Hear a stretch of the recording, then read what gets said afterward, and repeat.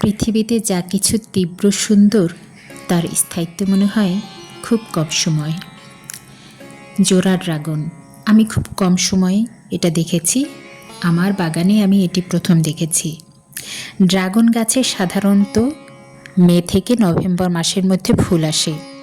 এটি গ্রীষ্ম ও বর্ষাকালে কয়েক ধাপে ফুটে থাকে। ড্রাগন ফুলের সবচেয়ে মজার বিষয় হলো এটি কেবল রাতেই ফোটে। সাধারণত সন্ধ্যা 7টা থেকে 8টার মধ্যে কুঁড়ি খুলতে শুরু করে এবং রাত 10টা থেকে 12টার মধ্যে ফুল পুরোপুরি প্রস্ফুটিত হয়। ফুলগুলো মাত্র কয়েক ঘন্টার জন্য ফোটে।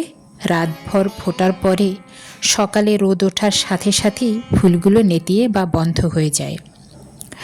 রাতের বেলা ফোটার কারণে প্রকৃতিতে নিশাচর পোকা বা বাদুড়ের মাধ্যমে পরাগায়ন ঘটে। তবে ভালো ফলন নিশ্চিত করতে রাতে হাত দিয়ে পরাগায়ন করা হয়, যা ফুলগুলো থেকে ফল হওয়া নিশ্চিত করে। ফুলের পরাগরেণু নরম ব্রাশের সাহায্যে অন্য ফুলের গর্ভমণ্ডে লাগিয়ে দিলে ফলের আকার বেশ বড় হয় এবং ফুল ঝরে যাওয়ার সম্ভাবনা কমে যায়। ফুল ফোটার সময় যদি ভারী বৃষ্টিপাত হয় তবে ফুলে পানি জমে পরাগরেণু নষ্ট হতে পারে এবং ফুল পচে যেতে পারে। আর একটা ব্যাপার লক্ষ্য করতে হবে, এটা তো খুব কম সময়ের জন্য ফোটে। সকালবেলা যখন ফুলটা নেতিয়ে যায় মাত্র কয়েক ঘন্টা প্রস্ফুটিত হয়ে থাকে। এ কারণে আমি বলছি যে তীব্র সুন্দর, হয়তো এ কারণেই এটার স্থায়িত্ব কম।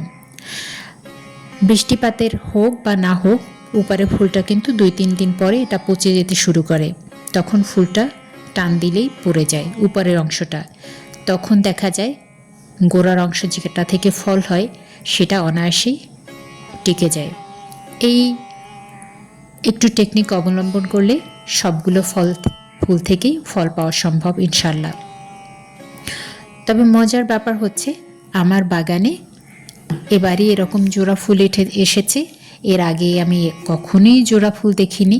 আল্লাহর কাছে প্রে করছি এত তীব্র সৌন্দর্যের যে উপলব্ধি আমি করতে পেরেছি, এটার ফলও যেন আমি উপভোগ করতে পারি। আল্লাহর কাছে এই প্রার্থনা। আপনারা সবাই আমার গাছের জন্য দোয়া করবেন।